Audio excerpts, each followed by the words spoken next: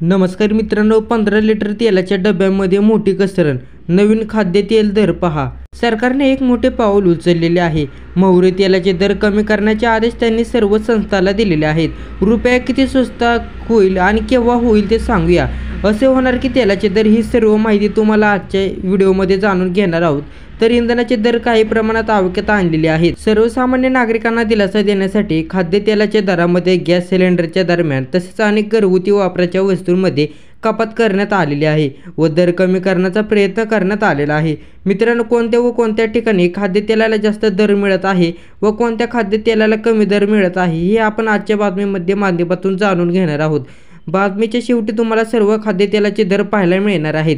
15 किलोच्या किंवा लिटरच्या तेलाचे नवीन दर खालीलप्रमाणे मित्रांनो, सोयाबीनचे आहेत 1575 रुपये व सूर्यफूलचे आहेत 1555 रुपये व शेंगदाण्याचे आहेत 2730 रुपये.